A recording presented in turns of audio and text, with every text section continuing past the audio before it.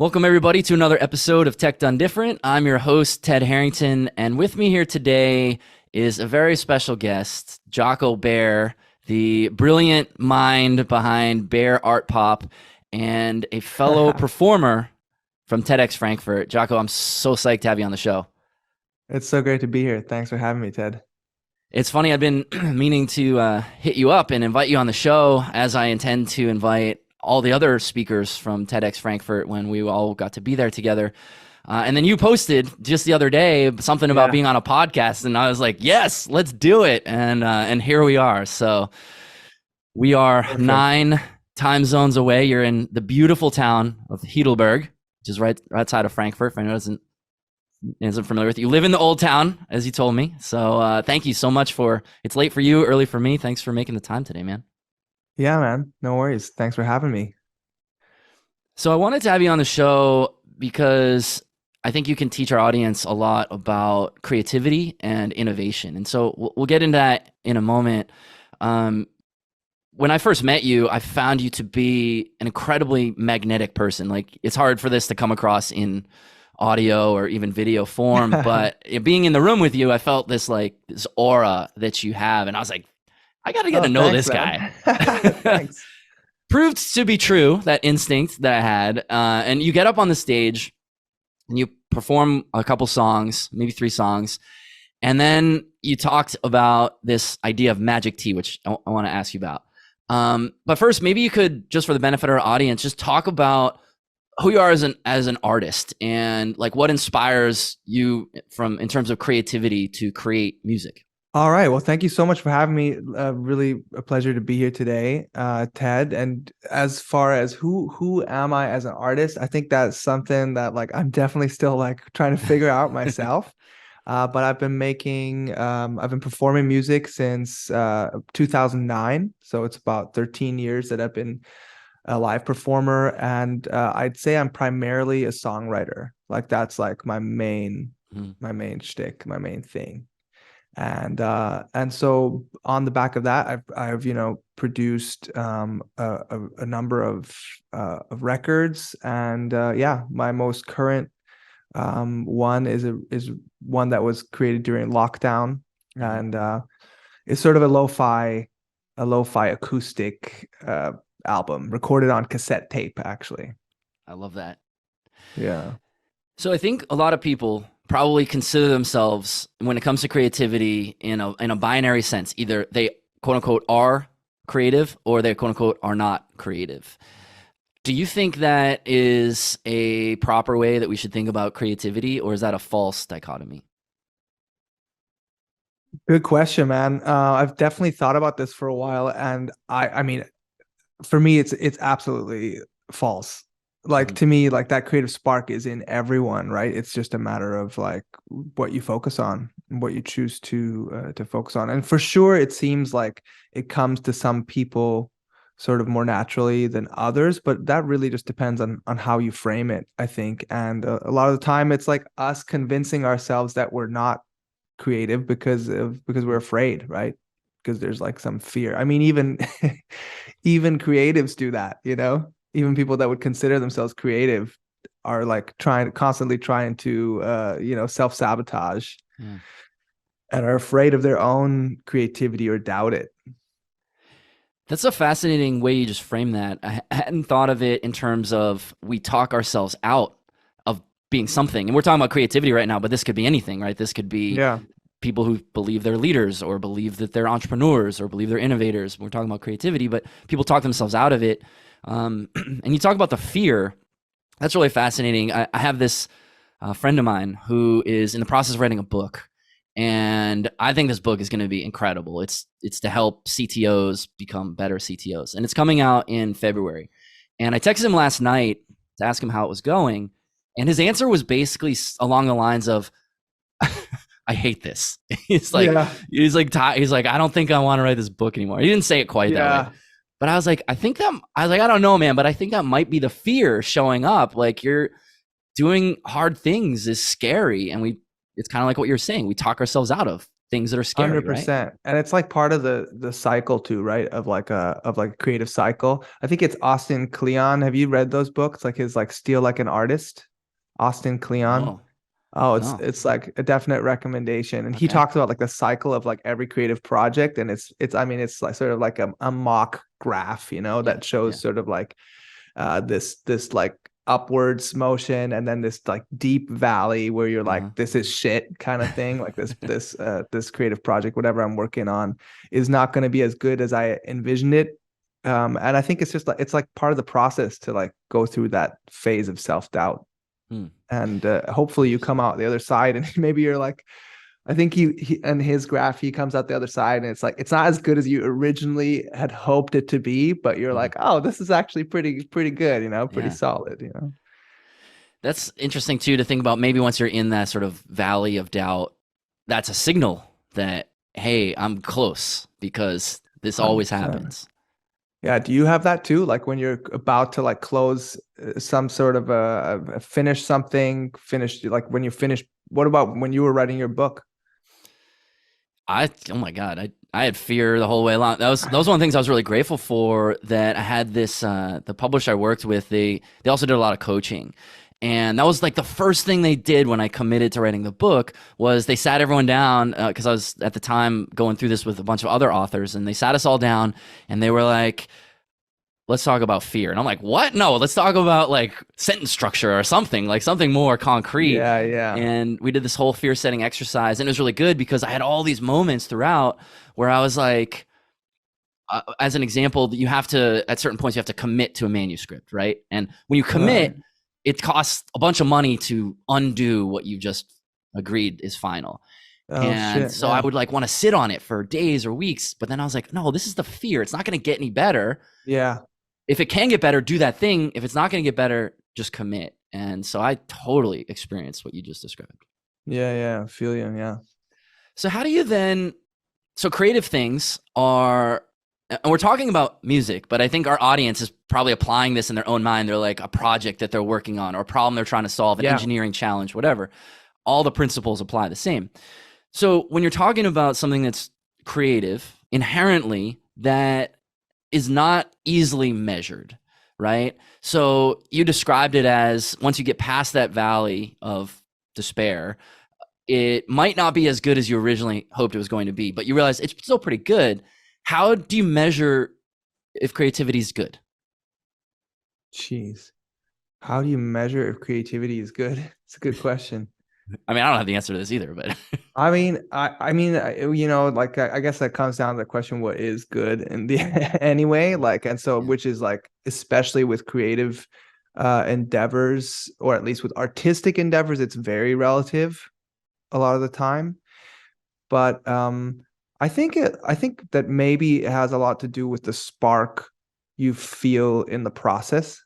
Like, I think there's no saying like, and this is a thing that's really tricky in the music industry to measure all the time, because like so much of the time the songs and the records that are being produced are measured like basically solely or basically on the basis of the financial success, right? Like the Mm-hmm. and or maybe not the financial success, but the reach and some combination of those two things, right? Which of course is just one way to measure it, right? So how do you measure whether it's creatively successful? What's your own Ted, that's such a big metric? question. What's your goal? Yeah. Yeah, right here, write a book about the answer to this. But so, Right. Like okay, let's if talk. you've set a specific goal for your creativity and for that project, then I guess you can quite easily measure that, right? Mhm. But like whether creativity is successful or not, that's much more difficult to measure, I think. Well, let's bring it to something more concrete for you. So you've written many songs. At some point, you say this song is good to release. Yeah. What are the factors that go into your mind when you make that decision? Yeah. Nice. That's pretty concrete. Well, I think that like obviously you want to sort of have a feeling that you have created this to like the utmost of your capabilities at that point Mm-hmm. as a songwriter or producer, right? So you want to have a sense that the quality of your product is like really good, or at least as good as you can make it. And I think like it really, a lot of songwriters say this, it has a lot to do with sort of the emotion you capture in your first songwriting like session, and sort of like the way that that idea moves you the first moment. And if you can retain that and sort of carry that through the songwriting process, then very often you've sort of got like a product that carries that spark, that carries that idea, and that can also animate and you know, an audience, and can like captivate an audience. But it's super tricky, right? Because like we're all like testing out our stuff, especially as beginners and starting out in venues that maybe don't suit your music or don't suit like, you know, your product. It's really hard to get sort of a clear some clear feedback on that, and get a sense for like, A, how good are you really, you know? Yeah. Or B, just like how good is this particular song or record that you've put out? It's so interesting to me because you're talking about writing music, and I doubt Yeah. many of our listeners are producing music. Actually, many of them are musically talented, but that's not their profession. But everything you've just described sounds exactly like solving a problem, Yeah. an engineering problem too, right? Yeah. So you Yeah. go in, you identify a challenge that we're trying to solve for a particular audience. We're Yeah. inspired to try to solve it and invest the time, effort, money, resources to do that, and then galvanize a group of people around trying to do it. And at the end, we say, did we get even close? Well, we don't know until we actually try to roll the solution out and we see what the Yeah. market says about it. That's what you just described in different words, more or Right. And less. then on top of that, there's the layer of like, even if the market like values it highly or doesn't give a, Yeah. you know, Yeah. doesn't care about it, like that again is like the question, does that mean that the creativity was like not valid or not successful? Like that's the question on top of that, right? Yeah. But absolutely, a lot of people are writing songs and working in that sort of more problem-oriented way, sort of like clearly focusing in your audience. You can definitely get a better result. A lot of people work with reference tracks, right? Which I'm sure exists probably in your industry as well. You've got sort of a reference program or something, I'm guessing, that you're sort of modeling it around. Yeah. And people do that with songs. So like, you know, you'll listen to a famous pop song and try and create something similar. Like the similar bones around what made that Yeah, successful. Yeah, certainly. right. I'm Yeah. holding in my hand an envelope that you gave me that I've Oh, been nice.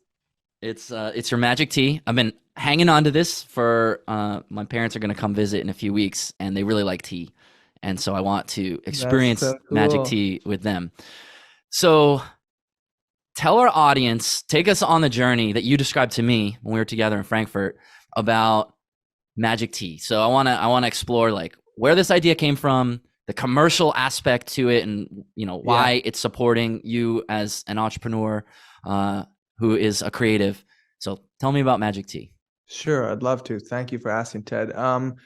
So Magic Tea is the name of my most recent album, and basically it was the songs sort of came to me during like one of the lockdown periods, the first lockdown period, Corona, when Corona first hit, so March 2020. I sort of started working on it, and these songs sort of started pouring out of me in a way, like in sort of one fluid motion, in a way that I hadn't had like that before. So it was kind of special in that way. And it was very much like a soothing experience. Like it was about me strumming my guitar, singing, and like being soothed in the face of like, you know, a canceled tour, or like basically like a big question mark where my income used to be, you know? Mm-hmm. And so these songs were created, and then I decided I really wanted to record this on cassette tape in the Black Forest. So we went to a cabin and we recorded on an old, you know, 1970s analog 4-track tape recorder. So that was like kind of every one of my album projects. I like it to feel like an adventure. So I kind of create little challenges and ways to do it that feel exciting. And in the process of making this music, I was drinking a lot of tea. You know, it was like sitting at home, writing these songs, drinking a lot of tea. And I was like, the idea came to me based on a title for a song I had written, I think 10 years ago, that was titled Magic Tea. The song was. Mhm. And I was like, what, how cool would it be if you had like an actual herbal tea, a custom tea that went hand in hand with a musical album, and trying to see like, has anyone done that before? And at, at that point, that wasn't even the leading question. It was just like, this could be really cool. Mhm. And especially in light of the social distancing situation, no shows were possible.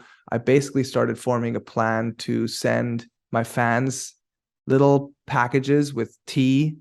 And then we did a Zoom concert with 400 fans, spread Wow. throughout the world. There was people in Asia and in the US and Canada and in Europe and sort of all over. And I played a Zoom performance, and we had everyone had my tea at home, And so the other little, like, I guess, feature that I built into this tea, I wanted to be like multi-sensory, this whole experience, right? So you're listening to the music, you've got this tea, this warm tea that's soothing you as well.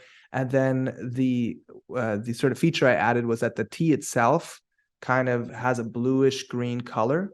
And if you Mhm. add lemon to the tea, which we did sort of halfway through the show, it transforms into like pink, red, kind of a color visualizer that starts happening there. So it was like sort of like an analog, multi-sensory album, and it kind of turned into this giant concept album in the end. Mhm. It started out with just a couple of songs, but it turned into this sort of whole experience. And I've sort of been trying different things off of the sort of off that basic concept. I've been trying different things with my music and with this tea. And I thought it would be really interesting to create to try and introduce it in some cafes and sort Mhm. of see what happens when people get to try the tea first, you know. Mm. And so then they order the tea, and at these cafes you get like a little business card with like a QR code, and you can stream my music for free off of that business card. So it's been interesting to see sort of some crossover effects. And Yeah. you were asking sort of about like the business side or the um, commercial side, I guess, of this. And in many ways, that has been like an experiment to try and see, is there other like paths we can create? I mean, you know all about this, right? Like, Mm. is there another channel we can use, Right. Right. and create sort of crossover effects and benefits based on this other physical product that's in the mix? One of the things that really jumped out to me when you were sharing with me some of the background on the tea industry, I had no idea about this. I forget what the stat was. Maybe you could remind me, but it's something like all money produced by buying songs is like some small percentage of all tea bought in the world. Yeah. What was that correlation? Oh, so like you probably shouldn't quote me on these Okay. numbers. Like you might want to get the fact checker in, but this was Yeah. like my information based off of like the last couple of years, a couple of music podcasts I listened to and stuff like that. But the music industry, if you're talking about music outside of these external products, other products that music sells, right? Music streaming, on its own is like not a very big industry. Mhm. I think the numbers were something like about 20 billion, 25 billion, something like that worldwide. In Mhm. Germany, it's about 2 billion a year, like turnover sort of in that industry. And the tea industry worldwide is somewhere between 300 and 400 billion. Like those were like Yeah. the numbers that were given to me or that I found based on this. Of course, it's a completely different product, but it is amazing. Like this is something that I see again and again. It's amazing how much attention the music industry gets, sort of like top level attention. Like so many people know these stars and Right. and these labels or whatever, right? Like people know all these musicians, but really they're not generating that much revenue for the amount of attention they're getting. Mhm. That kind of is a shocking fact to me. Like, Yeah. Yeah, it's fascinating. I mean, those numbers, like you said, maybe a fact checker needs to confirm. But if we're talking about, we're talking about your thought process. So whether the numbers are accurate or not right, is actually less important. And what's more important is you were presented with data, and you use that data to inform a decision about how to take your craft and adapt. And I think that's 100%. what a lot of people who listen to a show like this are looking for, is how do I connect these seemingly unconnectable dots? And you saw something that's like, hey, that market over there is like 15 times the size of the market that I'm in, of which I have this teeny little, little speck of a corner in. Maybe I can blow up if I go connect these two things that seemingly have no relation to each other. Yeah. Yeah. How did you, so walk me through that moment when you saw this opportunity in tea, you knew you were doing this sort of performative thing already, and you said, can I commercialize this? Talk us through your thought process. Sure. So like I've been, an independent artist for, like I said, about 13 years. And so like, from the very beginning, I've been trying to figure out ways to monetize it. And I've been sort of watching the music industry, and we all know that like, it's a tough industry to break into. And there's a lot of, myth and legend. There's a lot of like this sort of hopeful vibe going on, especially with new artists, of like, oh, you hope you're going to get discovered and then somehow blow up, and then magically all of your career will be sort of like smooth sailing from then. Yeah. Which, hopefully at this point we all know that that can happen, but in most cases either it is short-lived, or you are not sort of like in control of that in the end, right? Like you're not the driver in that situation, which is not something I was up for. And so like I've been looking for ways to, come up with innovative solutions as far as monetization goes, because let's face it, like streaming for small artists is not really a viable option financially, and you need to be playing a lot live if you want to make a living with it. And the other thing that you can do is merch, of course, and various versions of that. And merch is the only thing that's really scalable. And so that was like one of the main points for me. I was like, okay, I can't play more than, I don't know, 50 to 100 shows a year, because there's a limited amount of nights you can go out and tour. But merch is really something you can scale. So that was like probably the main factor, because I want to reach like, a high level of independence as an artist, to be able to, create what I want to create based off of my own finances and not off of a third party, And so that was the main thing. And then I started looking into options, and in this case, it really was the idea came to me in connection with this musical album, and I thought this is something really cool to try out. And then I took the next steps and found partners to help me make the tea, and I applied for some grants here to make that first phase a possibility, and can create a prototype. And we tested it out with my fans throughout the world, and now we're sort of like in the next phase of trying to implement and scale it. Ultimately, like we've got the product, but now it needs to get out to the right people, and people need to become aware of it, I love it. You are describing a startup right now. The journey that you've been on, and you're sort of in that you're maybe have already or are close to establishing product market fit, and now how do you scale it? And what's interesting to me about hearing you describe that is removing the throttles to growth. And for a lot of high growth companies, and they realize this pretty quickly, but the throttle is usually the founders, right? The founders or the executive team who are very passionate about the project, are very capable, but their time is limited. And leaders have a hard time sometimes with the idea of letting go of that control. It's so funny that's exactly the point I'm at, Yeah. Do you think that, so when you had that moment where you start bringing in partners and you have to satisfy people who are giving you these grants and stuff like this, you're ceding to some extent some of the control. Other people are doing things for you. How did you make peace with that as a creative person, that you now have other people doing certain aspects of the work for you? Yeah, that's a good question. So my experience, like for sure, thankfully, even with this grant, there was a high level of creative freedom that I had. So like people weren't telling me what to create, but there was, certain stipulations that came with it in terms of what I could use the money for. So obviously they're just trying to find a good fit for that, to like still maximize effectivity with the use of that money. But as far as like working with other people and that collaborative process, I think that like my experience has almost always been that it's gotten better when relying on or when trusting some of these other professionals in their field. So I worked like really closely with a graphic designer, for example, for this product, and that was really good. Like I think that usually, like you said, whenever I can manage to relinquish some of that control and pass it off to someone I trust,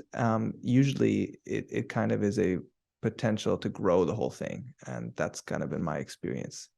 So thankfully, I didn't have too many of the negative effects of that this time around. Yeah. Didn't experience too much of that. I like the way you just framed that letting go is the key to growth.